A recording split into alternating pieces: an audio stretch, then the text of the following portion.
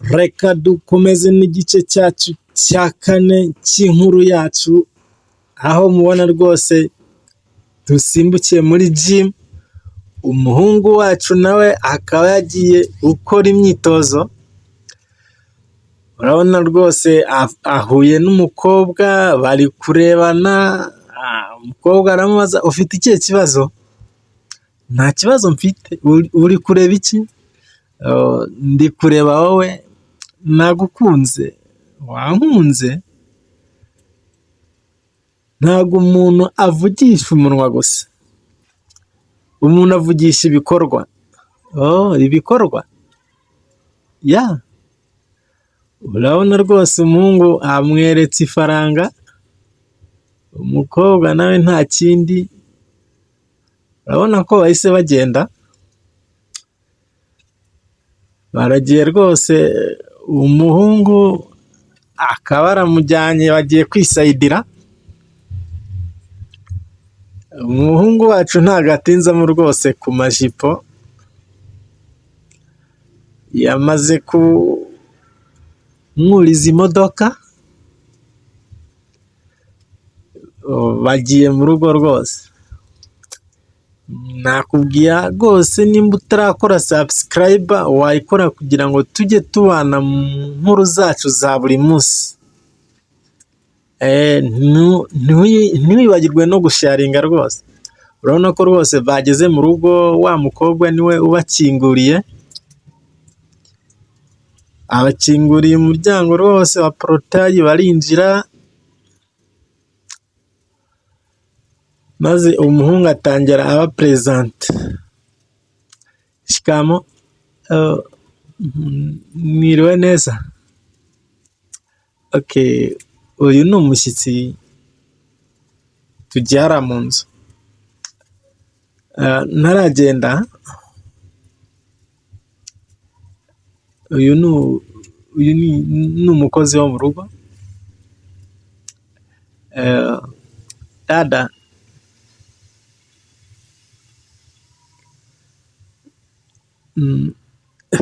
fata amafaranga ugende ku iduka unzanire isabune. No, isabune iri hariya mu nzu. Okay. N'amafaranga unzanire soda ebyiri.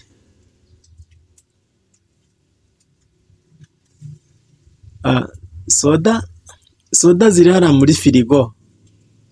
Ziri muri firigo? Okay, genda unzanire switi. Umukobwa yagiye rwose atekereza byinshi, ariko aragenda. Nyuma y'iminota 5, umuhungu wacu yari yamaze kugaruka. Wa mukobwa yaravuye ku iduka. Umukobwa aramubwira, ngizi nazizanye. Oya, izo zari izawe, nazikuguriye ngo uzirye rwose. Okay, ntaribi. Okay, njyewe ndagiye, hari akazi ngiyemo.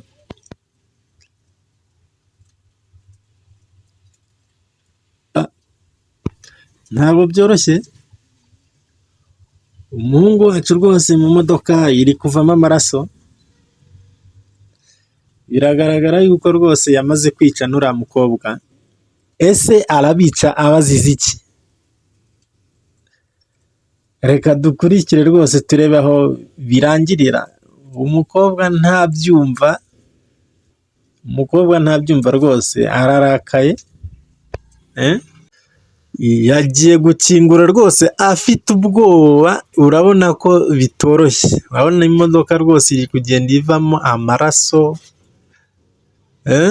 Umuhungu wacu rwose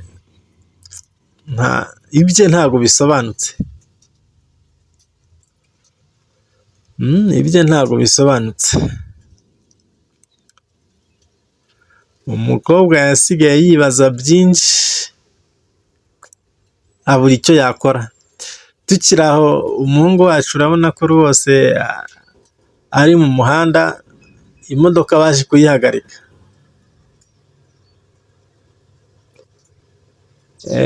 Byaje kugenda gute? Mwiriwe neza, njye ndi polisi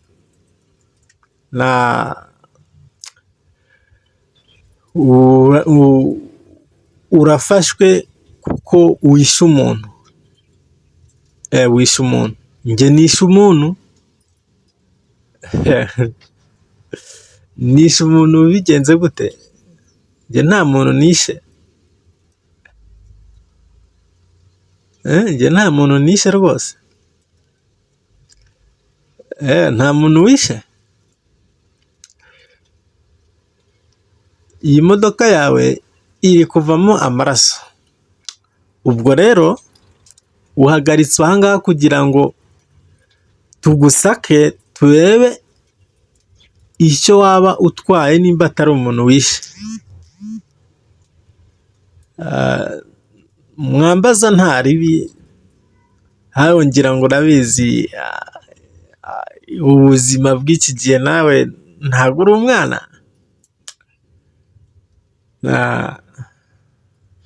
Ni boro yanjye ni ugushaka ubuzima nyine, nawe urabizi. Ndabizi ku ifaranga, nawe urabizi ukuntu bigenda. Iyo bigenze neza cyangwa bikagenda nabi, wanahasiga n'ubuzima kugira ngo ubone ifaranga. Ubwo rero ndumva nta kibazo rwose cyaba kirimo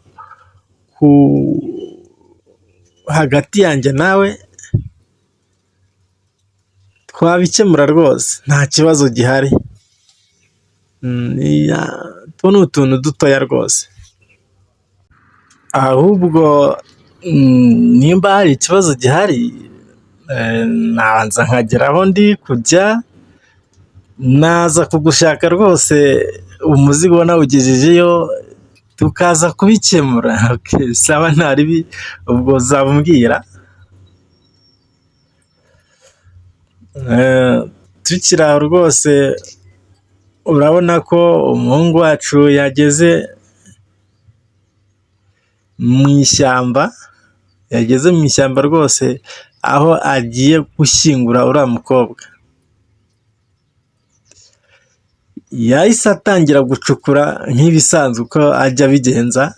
Urabona ko rwose ari gucukura. Wa mukobwa babana ufite inda nawe yamaze kugera muri iryo shyamba. Urabona ko rwose ari kumucungira hafi. Ese biraza kugenda gute?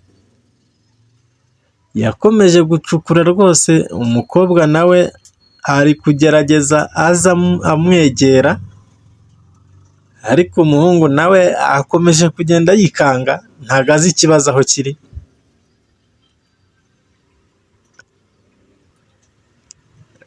Ntago azi ikibazo aho kiri. Yarakomeje gucukura, urabona ko rwose afite n'imbaraga. Umukobwa nawe yakomeje kumucunga, ariko umuhungu yaje kumubona rwose, araza aramwegera amubaza, urashaka iki? Ntuze gucikwa n'igice cya 5 ari nacyo cya nyuma cy'inkuru yacu. Mu kanya rwose kiraba kibagezeho. Njye mwari kumwe ni Birasa Fulgence. Ciao ciao.